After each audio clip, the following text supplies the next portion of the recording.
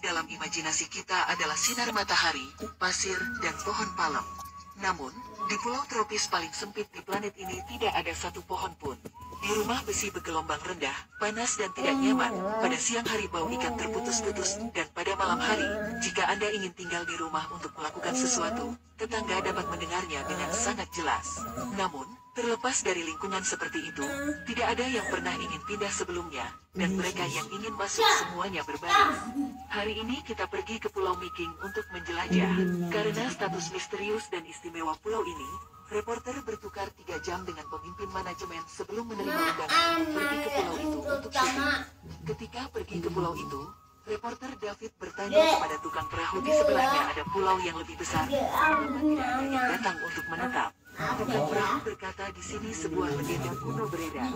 Kedua pulau itu adalah pulau jahat. Sekali kamu pergi ke sana, jiwamu akan dirampok, bahkan jika tidak ada yang menanam ladang.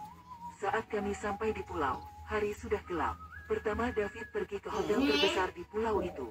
Gaya hotel ini cukup sederhana. Keempat sisinya adalah besi bergelombang, membuat kedap suara yang efektif benar-benar tidak ada. Yang mengejutkan orang-orang adalah bahwa pihak hotel dengan serius menyiapkan seember kecil air. Orang-orang di pulau biasanya tidak suka tinggal di rumah besi bergelombang. Saat itu larut malam, dan mereka pergi keluar untuk mencari udara segar. Meski pulaunya tidak besar, alasan utama banyak migrasi ke sini adalah karena semuanya tersedia di sini.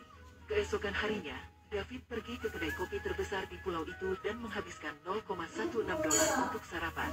Setelah sarapan, pemandu mempersilakan David ke rumahnya untuk duduk. Pemandunya adalah pendatang baru di sini. Pulau ini terletak di Afrika Timur Danau Victoria. Dibandingkan dengan Danau Victoria, Pulau Miking ini hanya memiliki setengah dari lapangan sepak bola yang bisa sangat kecil sehingga tidak bisa dihitung. Tapi Uganda dekat dan Kenya tidak berpikir begitu. Adapun Pulau Miking, mereka bersumpah untuk mati tanpa meninggalkan satu langkah pun. Meski Pulau Miking berada dalam wilayah Kenya, para nelayan di sini mau membayar pajak ke kedua negara. Ini adalah jalur perdagangan paling makmur di pulau itu. Jalan komersial hanya memiliki satu toko kelontong, dan hanya ada satu klinik medis di pulau itu. Hanya ada satu dokter di klinik, dokter yang beremigrasi ke pulau itu selama 11 tahun. Klinik ini didanai sendiri oleh seorang dokter. Karena dia harus membayar sewa ke Kenya dan Uganda pada saat yang bersamaan, uang yang dia hasilkan hanya untuk hidup sehari saja.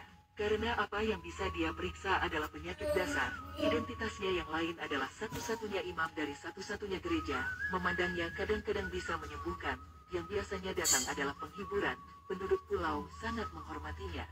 Struktur terbesar di pulau itu adalah bar di sini. Sepak bola Uganda cukup mumpuni. Di waktu luang mereka, semua nonton pertandingan, berjalan-jalan sampai tiba waktunya makan. Ini adalah restoran terbesar di pulau itu.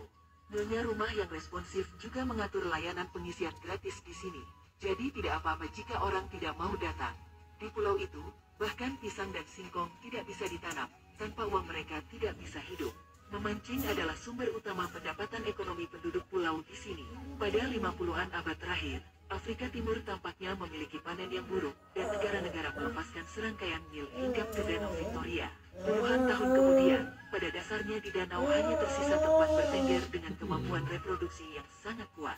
Dan setiap pon bisa dijual seharga $2. Penghasilan para pelancur 10 kali lebih tinggi dari gaji rata-rata di sini. Ini juga menjadi alasan utama mengapa ribuan orang bisa berkerumun di pulau sempit ini. Tapi sisi lain dari keuntungan adalah bahaya. Nelayan berada di garis depan konflik antar negara. Situasi ini tidak berubah hingga 2016 ketika kedua negara mencapai kesepakatan terkait. Biasanya, nelayan akan memilih melaut menjelang sore hari. Setelah menjatuhkan jala, mereka akan tinggal di laut selama 1 malam, dan mengembalikan jala keesokan harinya.